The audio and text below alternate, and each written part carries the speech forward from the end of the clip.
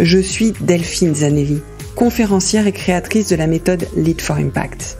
Bienvenue sur l'entreprise de demain, le podcast qui vous donne les clés et l'énergie pour transformer vos managers en leaders, pour faire de votre entreprise un lieu attractif et performant.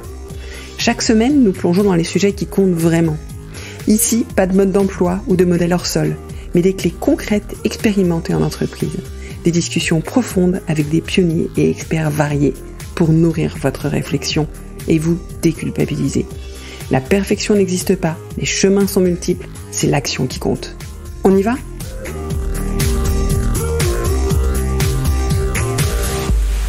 Bonjour à toutes et à tous, bienvenue dans ce premier épisode de la nouvelle saison de l'entreprise de demain. J'ai pour cet épisode l'immense plaisir d'accueillir Julien Delatte. Julien est expert en stratégie de marque et dirigeant de la société One Thing at a Time. Il vous explique d'ailleurs dans l'épisode pourquoi est-ce qu'il a appelé sa société comme cela. Alors pour inaugurer ce nouveau format de décryptage de pratiques concrètes, nous allons ensemble nous plonger dans l'analyse d'un discours emblématique de Barack Obama. C'est un discours que Julien considère comme une véritable plateforme de marque. Alors pourquoi est-ce que ce discours est si marquant ? Comment est-ce qu'il peut vous inspirer dans vos propres prises de parole en tant que leader ? Eh bien c'est ce sur quoi nous allons échanger ensemble avec Julien pour vous permettre de renforcer votre impact en tant que leader, que ce soit en réunion, en séminaire ou dans des moments charnières. Et pour compléter dans ce format, ma conversation avec Julien, il va vous falloir aller au bout parce qu'au bout, je vous récapitule les points clés et quelques exercices à faire. Alors c'est un bon exercice pour votre attention d'aller au bout, parce qu'en fait, aujourd'hui, où nous sommes amenés à zapper, ça nous oblige à tenir et à entraîner notre cerveau à rester concentré. Donc c'est une bonne chose. Et avant de plonger dans la discussion, j'aimerais juste vous rappeler que vous pouvez vous abonner au podcast et le partager autour de vous. C'est un geste simple, mais ça m'aide énormément à faire grandir notre communauté de leaders. Et puis j'ai une grande nouvelle pour vous. Je lance bientôt 2 nouvelles newsletters mensuelles. Alors 2, une plutôt pour les managers, qui s'appelle le Cercle des leaders de demain, dans lequel je vais partager justement les pratiques éprouvées de vos pairs, comment est-ce qu'ils avancent sur le chemin de leur leadership. Et puis une autre newsletter qui s'appelle Leadership et Impact, qui est plus spécialement conçue pour les DRH et les dirigeants. C'est un espace où je vais vous faire partager les conversations que j'ai avec tous les RH et les dirigeants que je rencontre autour de leurs problématiques et les solutions que nous co-construisons ensemble. Abonnez-vous sans attendre pour pas passer à côté de ces newsletters mensuelles quand elles sortiront. Vous trouverez les liens dans les notes de l'épisode. Et maintenant, place à cette passionnante conversation avec Julien Delatte qui, je l'espère, vous inspirera autant que moi. Bonjour Julien. Bonjour Delphine. Merci avec moi d'ouvrir la nouvelle saison du podcast aujourd'hui. Quel honneur. Je suis ravie de t'avoir avec moi. Je te laisse te présenter, puis après on va rentrer dans le vif du sujet. Je m'appelle Julien Delatte, j'ai 49 ans et je fais de la stratégie de marque. La stratégie de marque, c'est quoi ? C'est aider des entreprises ou tout type d'organisation à raconter le mieux possible ce qu'elle fait. Donc le mieux possible, c'est de le raconter d'une manière qui soit pertinente par rapport à ses cibles, qui soit intéressante, qui soit juste par rapport à sa réalité, qui soit pas une sorte de nez de clown qu'on se met sur le nez, et qui soit surtout différenciante. Donc d'une manière qui permette d'émerger, parce que des discours et des marques, on en voit, on en entend plein, mais la plupart, on s'en souvient pas. Donc moi, mon rôle, c'est ça, c'est d'aider les entreprises à se raconter ce qu'elles font de manière intéressante. Et on se parle aujourd'hui, puisque on se connaît depuis un petit moment, je te suis, et tu avais fait un post qui analysait les clés d'un discours très important fait par Barack Obama, on va y revenir.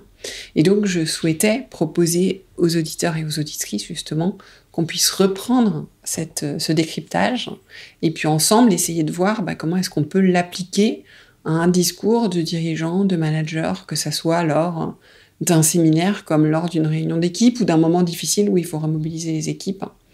Voilà. Donc, je te propose que tu nous racontes d'abord ce que tu racontais dans ce post, en fait, ce discours. Quel est ce discours ? Quel était le contexte ? Qu'est-ce qui s'est passé ? Ok. Donc, on est en 2004. On est en 2004. À l'époque, personne ne connaît Barack Obama. C'est un politicien local de Chicago, jeune, et il va intervenir à la Convention démocrate. Donc la Convention démocrate qui est là pour adouber John Kerry, qui sera le candidat donc aux élections de 2004 pour les démocrates. Et il arrive sur scène à cette convention d'investiture. Personne le connaît. Il y a des têtes d'affiche beaucoup plus importantes que lui. Et le discours qui marquera le plus les esprits, ce sera sans doute le sien. Et ce discours, moi, je l'ai découvert. Je l'avais entendu à l'époque vaguement, comme tout le monde dans les actualités, mais je l'ai vraiment découvert et je m'y suis vraiment intéressé cette année. Un peu par hasard, en fait, je lisais un post sur la force de conviction et qui parlait de ce discours-là. Et donc, j'ai lu le discours et je me suis dit, tiens, c'est marrant, en fait, ce discours, c'est une plateforme de marque. Donc, les plateformes de marque, c'est ce que je fais. Donc, une plateforme de marque, c'est la grille de lecture à travers laquelle on va définir la manière dont on veut que notre marque soit perçue. Donc, ça va permettre de donner un cap à tout le monde pour s'assurer que tout le monde suive ce même cap, aille dans le même sens et raconte la même histoire pour construire une perception homogène. Et donc, je me suis dit, ce discours, c'est comme une plateforme de marque, c'est-à-dire qu'il a tous les ingrédients d'une plateforme de marque. Il y a une vision du monde qui est différenciante. Sur cette vision, il va se donner une mission. Il va mettre en avant ses valeurs. On va sentir sa personnalité, sa tonalité, avec laquelle tout le monde sera hyper familier des années plus tard quand il deviendra président des États-Unis. Et puis, il va mettre en avant des preuves structurantes qui font que ce discours, cette vision et cette mission, ils sont crédibles. Et in fine, il y a un concept global qui va réunir tout ça. Et ce concept global, on le retrouvera sur son affiche hyper connue, designée par Shepard Fairey, pardon. Yes, we can. Voilà, l'affiche, et surtout l'affiche Yes, we can et l'affiche Hope.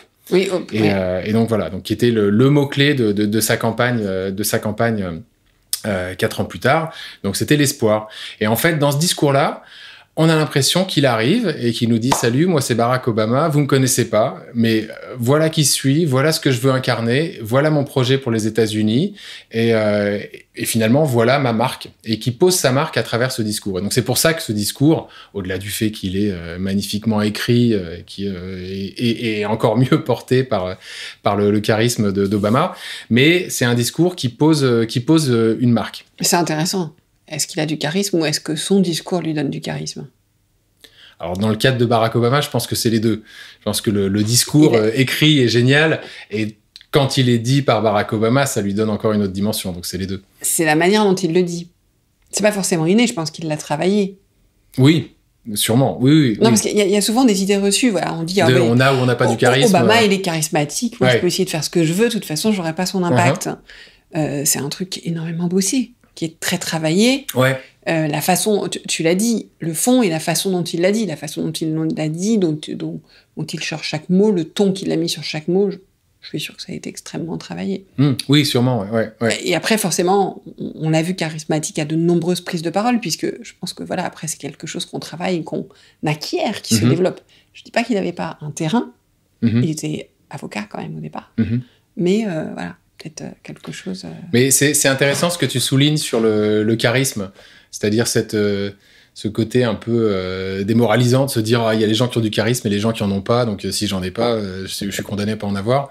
Et que finalement, en y réfléchissant, le charisme, on peut le voir aussi comme une adéquation que tu réussis à avoir entre ta personnalité et ta manière de s'exprimer. C'est-à-dire qu'à un moment, quand les deux sont alignés, en fait, t'as du charisme. Je suis complètement parce que il y a des leaders charismatiques qui construisent leur charisme sur l'humilité, sur la capacité d'écoute. D'autres leaders charismatiques plus sur l'adrénaline qu'ils vont être capables d'injecter, le côté on booste tout le monde. Donc il y a plein de manières d'avoir du charisme en fait. Et finalement, si on essaye d'être sur un discours ambiance, je retrouve plus le nom de ce film ni l'acte. Bon, bref. Attends. Comment il s'appelait ? Al Pacino, je me souviens plus du nom du film. Bon, un film avec Al Pacino en fait, où il est coach d'une équipe de foot américain, et donc il y a le fameux, la scène est hyper connue, Al Pacino Pep Talk sur YouTube, on le retrouve en 2 secondes, et il fait ce discours qui est vraiment un discours d'énergie, quoi, qui est construit sur une logique d'énergie. C'est pas du tout la même logique qu'Obama. Donc quand Al Pacino fait ce discours-là, ça a du charisme parce que ça correspond au personnage, à ce qu'on s'imagine du personnage. Si Obama faisait le même discours, ça marcherait pas aussi bien, ou en fait il le ferait différemment. Donc effectivement, je pense que le charisme, c'est un alignement entre ton style, ta personnalité et ta manière de t'exprimer. C'est une remarque que je m'étais jamais faite et que je trouve extrêmement pertinente. Je le garde en tête. Et le film, a priori, c'est L'Enfer du dimanche. Any Given Sundays. Voilà, ouais, parce que en fait, en anglais, et L'Enfer du dimanche, voilà, comme on aime bien traduire les titres en allant chercher des trucs qui n'ont rien à voir avec le titre original. Exactement. Donc, je retiens ce point sur le charisme. Je pense que c'est un message important, notamment avant de démarrer un discours, c'est de se dire, en fait, d'être aligné. Après, il y a aussi une question de travail, quand même un tout petit peu de travail de son discours, de son alignement aussi, de sa posture, de son regard, parce qu'effectivement, si on parle en regardant personne, il y a plein de choses qui jouent, mais c'est vrai qu'il y a des leaders charismatiques, pour tirer ta ficelle un peu, qui sont introvertis. Voilà. Donc on n'a pas besoin non plus d'être extraverti pour être, effectivement. Alors, si on revient donc à Barack, donc à ce discours, tu disais qu'il commençait par une vision. Alors, je pense que d'abord, c'est important parce qu'on parle de vision, mission. Tout le monde n'a pas toujours la différence en tête. Peut-être qu'on peut poser ce que c'est, vision et mission. Alors, la vision, ça fait plus de 25 ans que je travaille dans le monde de la com, donc j'en ai entendu parler, j'en ai parlé de la vision. Et la vision, je pense que c'est le terme le plus mal défini de tout l'univers de la communication. C'est-à-dire qu'en fait, moi, à chaque fois que je travaille, souvent, quand je travaille sur une plateforme de marque, je vais m'adapter aux outils qui sont utilisés par mon client, parce que ça sert à rien de réinventer la roue. Et globalement, les questions qu'on se pose, en tout cas leur finalité, reste la même à chaque fois.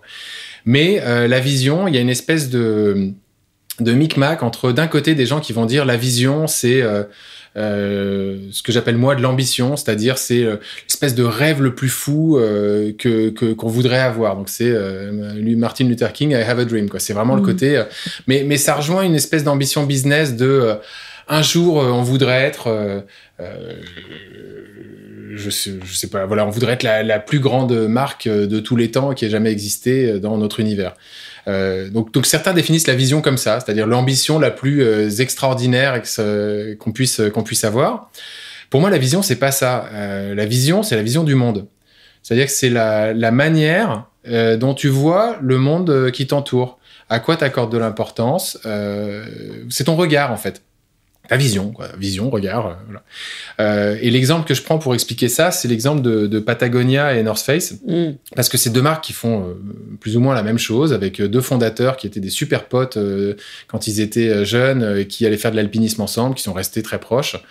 Et donc ils faisaient plus ou moins la même chose, mais ils ont construit 2 marques qui sont complètement opposées parce qu'elles n'ont pas la même vision du monde. La vision de Patagonia, c'est le retour à la nature, c'est de dire on est allé trop loin dans la civilisation et on s'est déconnecté de la nature. Donc c'est se reconnecter à la nature. Donc c'est Walden au fond des bois.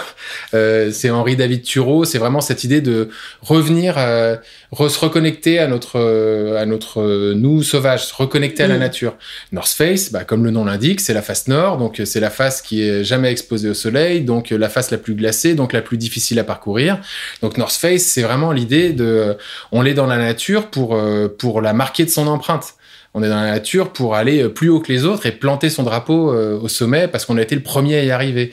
Donc il y a une idée dans North Face de la nature comme un terrain de dépassement de soi et de repousser la frontière. Là où Patagonia, au contraire, on est dans une idée de recherche d'osmose avec la nature et revenir dans une sorte d'état sauvage primitif.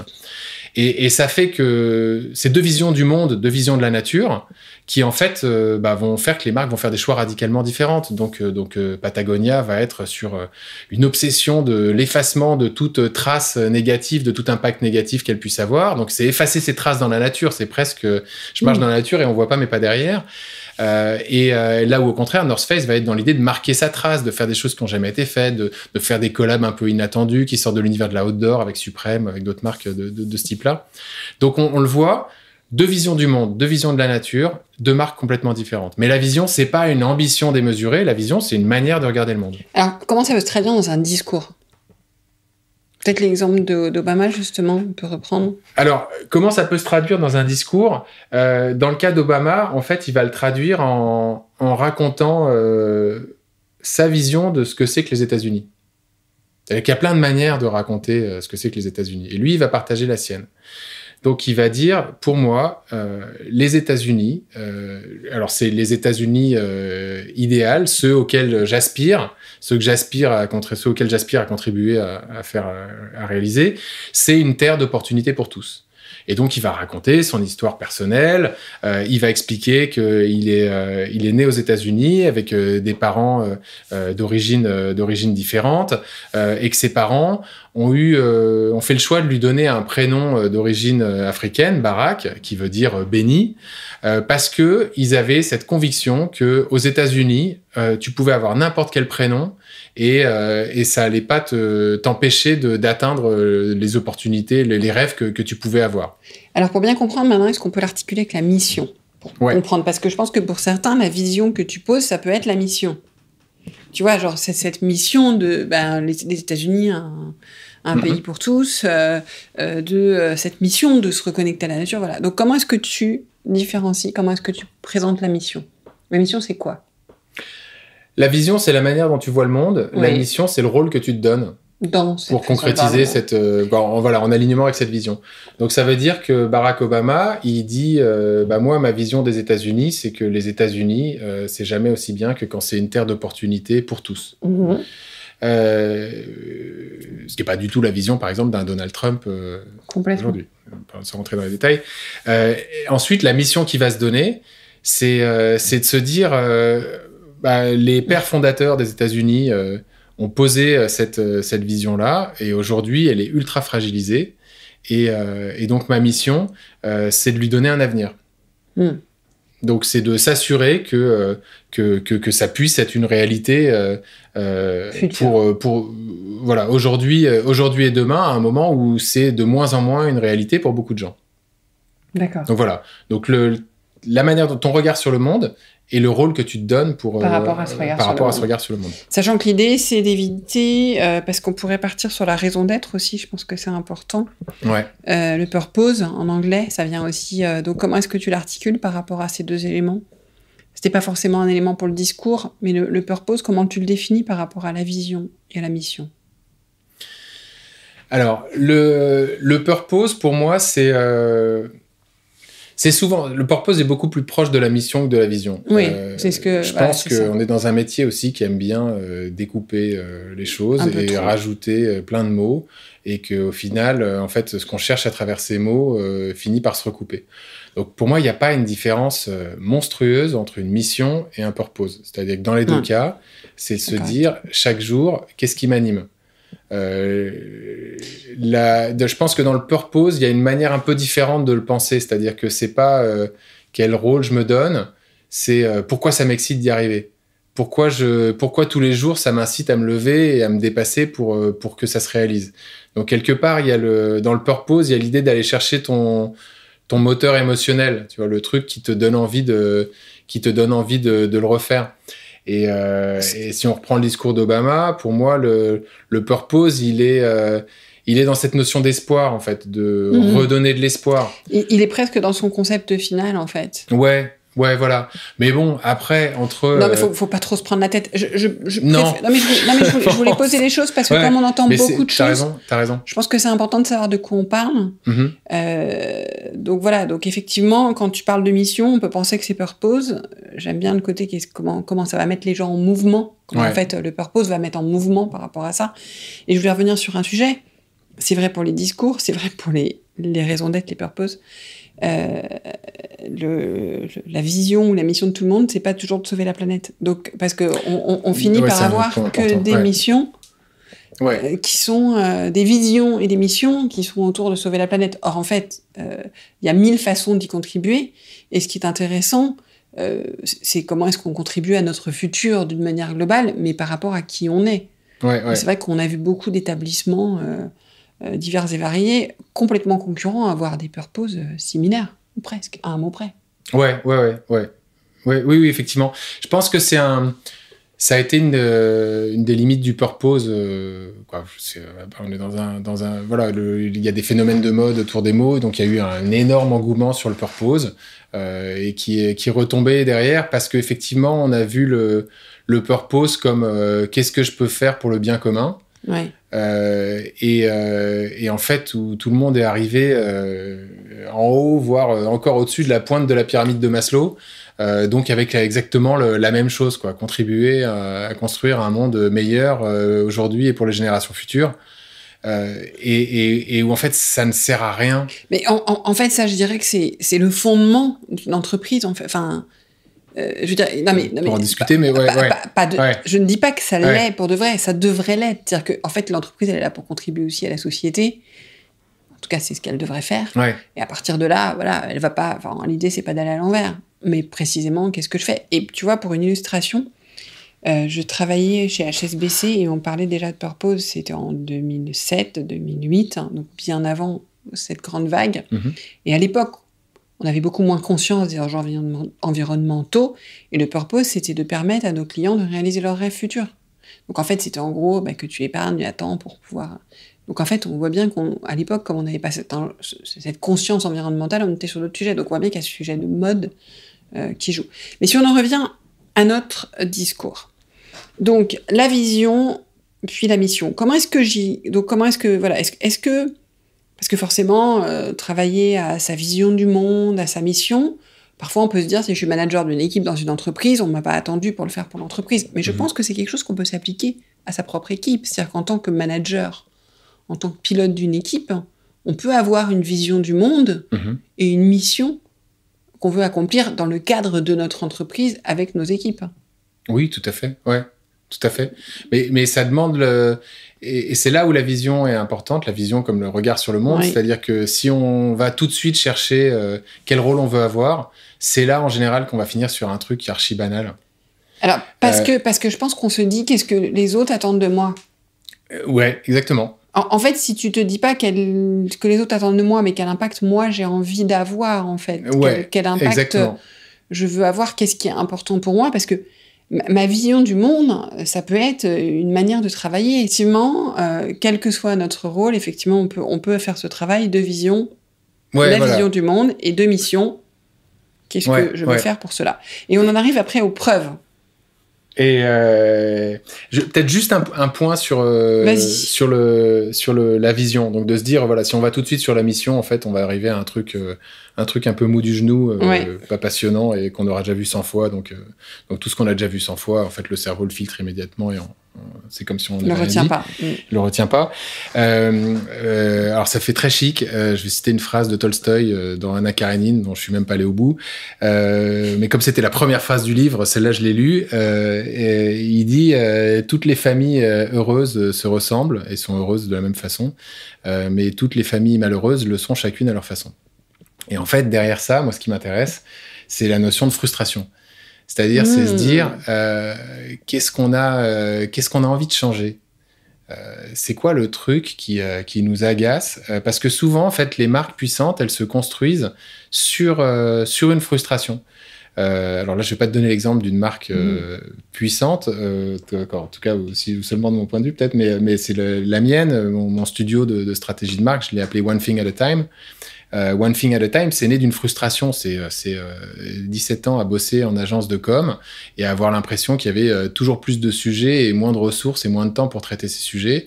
Et donc, en fait, qu'on finissait par appliquer des vieilles recettes à chaque fois, qu'on finissait par appliquer à chaque fois la première idée qui venait, faute d'avoir le temps d'en développer une deuxième. Et la première idée, moi, c'est l'idée que j'appelle l'idée de ChatGPT. C'est-à-dire, c'est l'idée, c'est juste, on peut pas dire qu'elle marche pas, mais elle est franchement pas intéressante tellement elle est banale. Et qu'il faut savoir dépasser ça, mais qu'il faut aussi du temps pour arriver à ça. Et moi, j'avais cette frustration, en fait, d'être d'avoir l'impression d'être un pompier en permanence à éteindre des incendies à force de travailler sur trop de sujets avec trop peu de ressources. Et donc, ce que je voulais faire, c'était me concentrer sur une chose, c'est-à-dire, j'oublie le plan de com. Moi, ce qui m'intéresse, c'est la marque, c'est construire des marques. Construire des marques en bossant pas sur 50 milliards de trucs à la fois. Donc, c'est faire des process qui me permettent de bosser sur 1 ou 2 marques maximum à la fois, sur des temps relativement courts, mais très intenses, et sur lesquels, je parle de 1 mois et demi, plutôt que de délayer des trucs en bossant sur 15 trucs en même temps, où je suis pas vraiment concentré, je suis pas vraiment... Donc finalement, c'est ramener du focus dans un métier qu'il avait perdu. Donc encore une fois, j'ai construit une marque qui dit sérénité, clarté, focus, et qu'il fait à travers son nom, ses codes visuels, c'est une espèce de vieux rose qu'on n'a pas l'habitude de voir dans le code, quoi. Tout est rassurant, serein, etc. Parce que derrière, il y avait une frustration personnelle d'avoir l'impression de ne pas être en capacité de bien faire mon travail. Et quand on n'est pas en capacité de bien faire son travail, c'est frustrant. Complètement. Et donc, c'est ça que j'ai cherché à retrouver. Et souvent, dans une marque, il y a ça, il y a l'envie de changer quelque chose. Et l'envie de changer quelque chose, c'est pas forcément l'envie de changer le monde en entier. Et que l'erreur, souvent, sur le purpose, c'est ça, c'est d'aller à rendre le monde meilleur pour aujourd'hui et les générations futures. Merci, au revoir. Et donc, c'est intéressant de chercher cette frustration qui va faire naître l'envie et qui va nourrir le désir de faire changer une chose. Donc, pour travailler cette partie, effectivement, vision et mission, il est intéressant de s'intéresser, effectivement, à nos frustrations. Ouais. Okay. C'est quoi les frustrations qui te motivent? C'est quoi que tu as envie de changer? C'est quoi ce qu'on a envie de changer et pour quel impact, en fait? Ouais. Parce que quelque part, si je décortique, toi, il y avait un impact, un double, un impact sur toi. Parce que je pense que ce que tu dis aussi, ça touche à la santé mentale, quand même. Aussi, complètement. Et un impact sur tes clients, parce que tu as envie de proposer des choses de qualité et qu'en fait, tu sais qu'il faut passer par ce process. En fait. Ouais. Et un impact sur les marques sur lesquelles tu travailles, parce que tu as envie qu'elles puissent faire une différence et que quelque part, elles vont faire une différence si effectivement... tu finis pas avec l'idée de ChatGPT. Voilà, exactement. Alors, on va en arriver au sujet de la preuve. Ouais. Le sujet de la preuve, ce que je trouve intéressant dans son discours, donc il a posé sa vision du monde, la manière dont il le regarde, il a posé le rôle qu'il veut se donner, et puis là, il va dire, voilà concrètement ce que je voudrais faire. Donc, alors, il n'est pas candidat en 2004, donc il est juste speaker relativement inconnu à l'époque pour John Kerry, donc c'est pas lui le candidat, donc il peut pas poser un programme, mais en même temps, il va quand même dire pour qui il va se battre et ce qu'il veut changer pour ces gens-là. Donc, il va rentrer sur des sujets concrets. Donc, il va rentrer sur les inégalités flagrantes qui peuvent exister sur le healthcare et l'accès au healthcare, donc sur lequel il agira plus tard, sur les délocalisations d'emplois, sur les salaires qui permettent pas de vivre de manière décente. Donc, il va aller, en fait, il va poser les thématiques sur lesquelles il se propose d'agir. Par rapport à la vision et la mission qu'il a pensée. Ouais. Exactement. Et il arrive après au concept global. Et après, il arrive au concept global, et avant d'arriver au concept global, en fait, il y a l'enrobage de tout ça, donc c'est pas une chose qu'il dit, mais c'est la manière de le dire, et il va poser son style, sa personnalité de marque. Et en fait, là où je trouve, et c'est du 100% Barack Obama, c'est qu'il va avoir l'élégance, en fait, de le poser en ne parlant pas de lui, mais en parlant des gens qu'il a rencontrés et des gens qui l'ont influencé et qui l'ont amené à construire ses convictions. Donc, il va raconter, en fait, il va dire, donc si je fais de traduction littérale de ce qu'il dit, là, à un moment dans le discours, il dit les gens que j'ai rencontrés dans les petites villes, dans les grandes villes, dans les dîners, dans les parcs municipaux, ils n'attendent pas du gouvernement qui résolve leurs problèmes. Ils savent qu'il faut qu'ils travaillent eux-mêmes dur pour s'en sortir et avancer dans la vie et atteindre ce qu'ils veulent. Et donc, en fait, il va poser à travers ça, sans parler de lui, en fait, ce qui est lui, son style, c'est-à-dire le côté ultra lucide, optimiste. On est là pour faire avancer les choses, déterminé. Et en fait, cette patte Obama, il la pose en parlant d'autres personnes, et puis il la pose évidemment à travers la manière de s'exprimer dans son discours. Puis juste pour faire écho à ça, dans l'investiture de Kamala Harris cette année, ce qu'on a retenu du discours de Barack Obama, c'est pas le discours, c'est l'annonce qu'il fait du discours de sa femme, en disant je suis le seul crétin qui soit assez inconscient pour passer juste avant ma femme qui a un charisme de dingue. Et c'est génial. Et c'est-à-dire qu'il fait passer, c'est encore une fois, c'est le style Obama qui passe par la capacité à mettre les autres en avant plutôt que de se mettre lui en avant. Et donc voilà, donc dans un cas, il se raconte en racontant les gens qu'il rencontre dans la vie, et dans l'autre, il se raconte à travers sa femme et à travers le discours à venir de sa femme. Donc, qui reprend d'ailleurs ce concept parce qu'elle a démarré par l'espoir.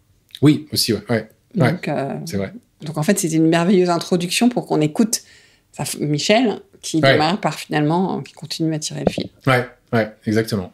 Et Michel, on pourrait décortiquer aussi, c'est aussi une très bonne... moi, je trouve une excellente oratrice, complètement différente. Ouais, exactement. Une autre forme de charisme. Ouais, j'ai vu sur Netflix l'émission qu'elle a fait sur son dernier livre avec Oprah Winfrey. Ouais. Et pour moi, alors tu vois, pour moi qui travaille en conférence, c'est un modèle en fait. Sa manière aussi de se connecter, sa manière de répondre, les illustrations qu'elle choisit... ce qui n'est pas mon sujet, mais sa manière de se mettre à la portée de tout le monde.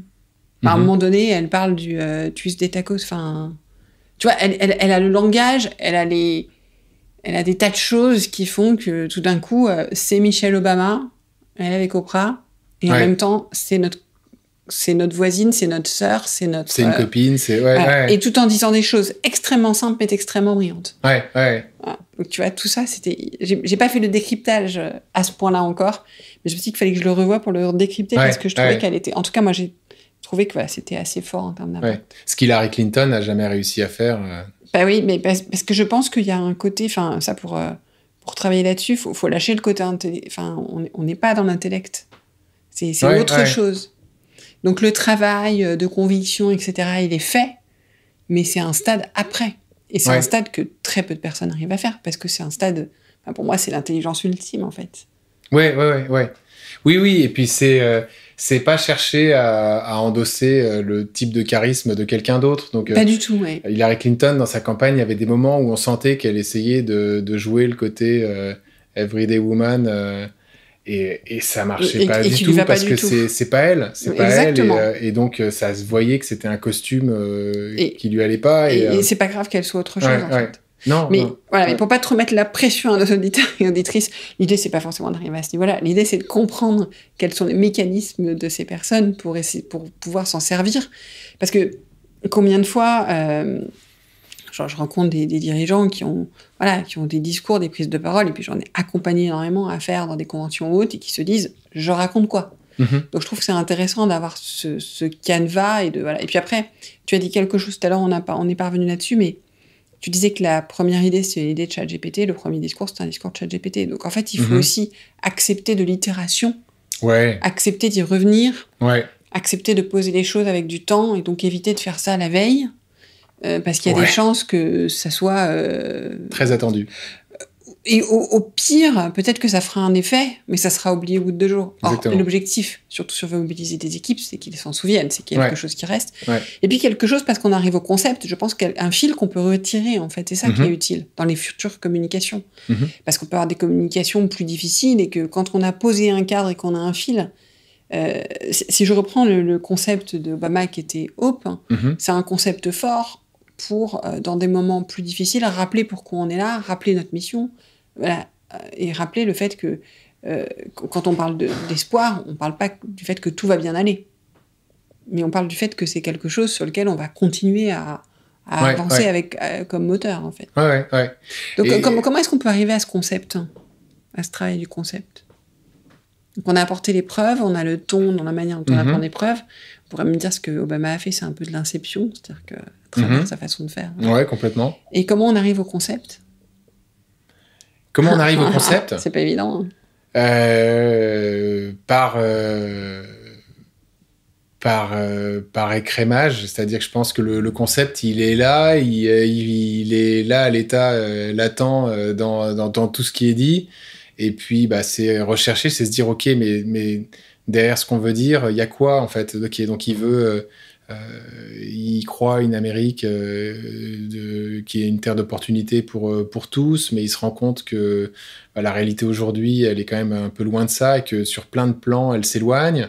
Donc, comment est-ce qu'on reconnecte? On reconnecte en étant lucide sur le fait que aujourd'hui, il y a plein de raisons de désespérer et il y a plein de points sur lesquels on est très loin de ce que ça devrait être, mais qu'il n'y a pas de fatalité. Et donc, quand tu formules tout ce discours-là, tu te dis, ok, désespoir, pas de fatalité, optimisme, un avenir meilleur. Finalement, c'est quoi l'idée qui résume tout ça? C'est l'espoir. Ouais. Effectivement, donc c'est un travail. Et je pense qu'il faut aussi accepter que ça vienne un peu après, c'est-à-dire qu'on n'est pas toujours obligé d'avoir ça tout de suite.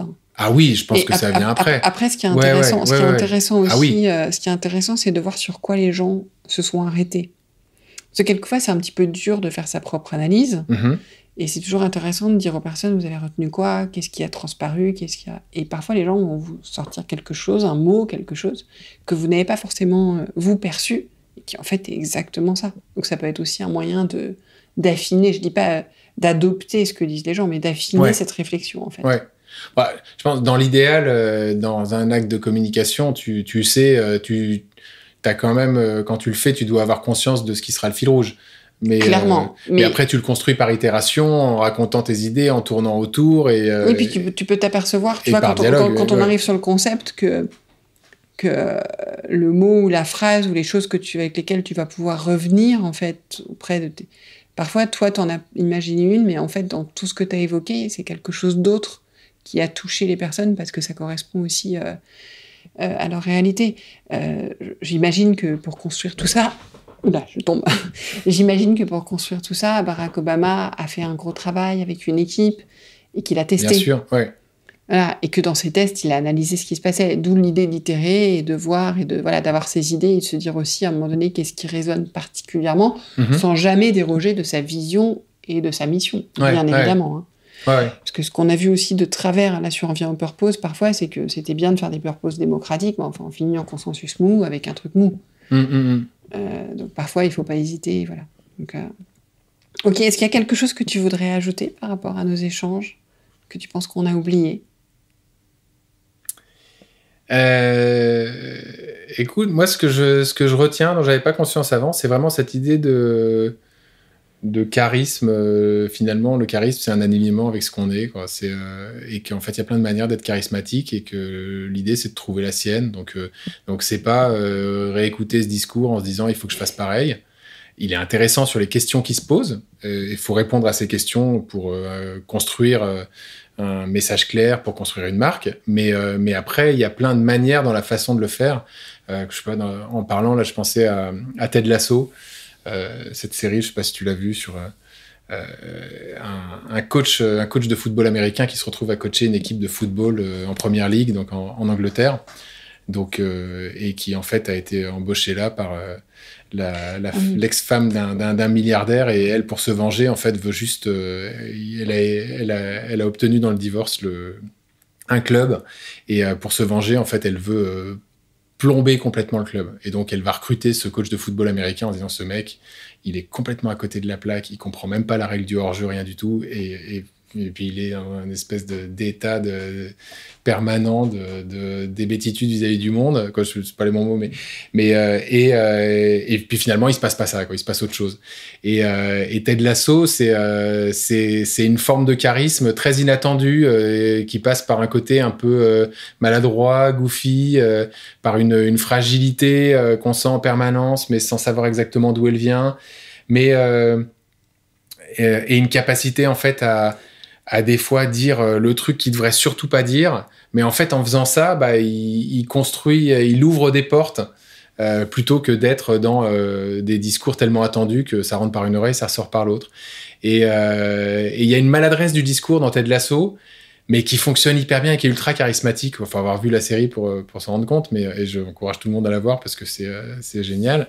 Et c'est encore une autre forme de charisme qu'on associe d'habitude pas à du charisme, mais qui pour moi en est complètement, parce que c'est un alignement parfait avec la personne. Qu'il est. Bon, c'est bien, parce que vous finissez avec... Alors déjà, je pense qu'on va mettre dans les liens de l'épisode, on mettra le lien vers le post de Julien, parce que ça peut être bien d'avoir la version écrite. Mais vous finissez avec un discours que vous pouvez réécouter si vous voulez, avec une série, donc vous avez tout pour la rentrée. Merci beaucoup Julien, merci d'avoir passé du temps avec nous. Merci à toi. Merci, à bientôt. Alors cette intervention absolument passionnante de Julien mérite qu'on reprenne quelques points. Le premier point, c'est le charisme. Est-ce que vous avez bien noté que le charisme n'est pas une qualité innée réservée à quelques-uns, qu'il s'agit d'un alignement entre qui nous sommes vraiment et la manière dont nous choisissons de communiquer. Il va donc être intéressant de se poser la question, à quel moment est-ce qu'on s'est senti complètement aligné dans qui nous étions et la manière dans laquelle nous choisissons de communiquer. Personnellement, j'en ai deux moments à vous confier. Le premier, c'est sur ce podcast. Et pour moi, ça a été presque une révélation, il y a 6 ans de cela. Et la deuxième, c'est en conférence. Et j'y suis attentive. L'idée, ça va être de faire pareil, de trouver ces moments et de vous dire qu'est-ce qui se passe, qu'est-ce qui se joue, qu'est-ce que je m'autorise, comment, qu'est-ce que je fais. Bien sûr, tout ça est totalement perfectible, et moi la première, mais c'est important de comprendre quelles sont nos forces une fois de plus. Qu'est-ce qui nous permet de dégager ça? Donc c'est important, parce que je vous rappelle, le charisme est de cet alignement, il est à la portée de tous. La deuxième chose sur laquelle je voulais revenir, c'est que Julien nous a rappelé la différence essentielle entre la vision, notre vision du monde, et la mission. C'est important de faire l'exercice pour soi et pour notre équipe. Quelle est notre vision du monde en tant que leader? Quelles sont les valeurs profondes qui nous guident? Et ensuite, notre mission. Quel rôle est-ce qu'on veut jouer avec nos équipes pour réaliser cette vision? Et c'est là qu'intervient la phrase que je vous dis toujours, quel leader vous voulez être, quel impact vous voulez avoir. Donc on est à ce niveau-là. Et ce travail de clarté, il est indispensable pour engager et inspirer vos équipes sur le long terme. Donc vous pouvez le faire avec votre équipe, pour votre équipe au sein de l'entreprise, et vous pouvez le faire pour vous. La troisième chose, la partie sur les preuves concrètes que j'aime beaucoup. Ça montre bien que les belles paroles suffisent pas, que pour incarner tout ça, vision, mission, il faut agir de façon tangible. C'est pour ça d'ailleurs que dans ma méthode Lead for Impact, j'explique qu'on va se poser la question de l'impact qu'on veut avoir, des qualités qu'on a pour pouvoir l'avoir, et ensuite des rituels qu'on va mettre en place pour pouvoir l'incarner. Donc on est vraiment là-dedans. Donc c'est pareil, vous pouvez rapporter ça à votre propre leadership ou à l'action entre équipes.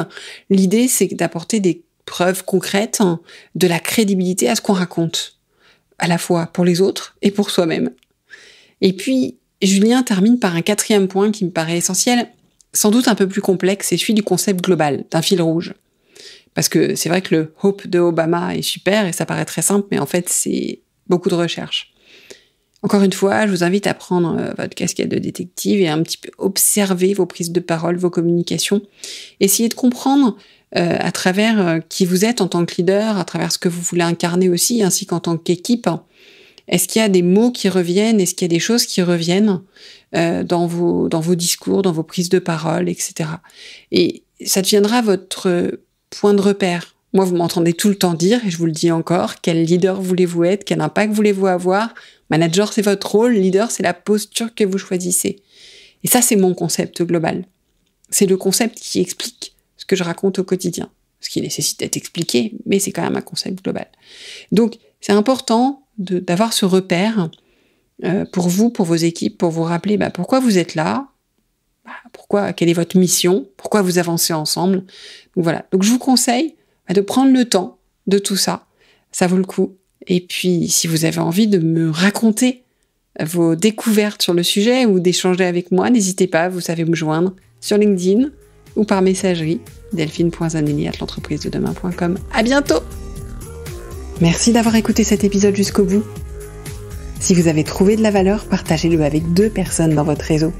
C'est une belle façon de renforcer vos liens professionnels tout en contribuant à l'expansion de notre communauté. Pensez aussi à laisser une note et un commentaire sur Apple Podcasts ou Spotify.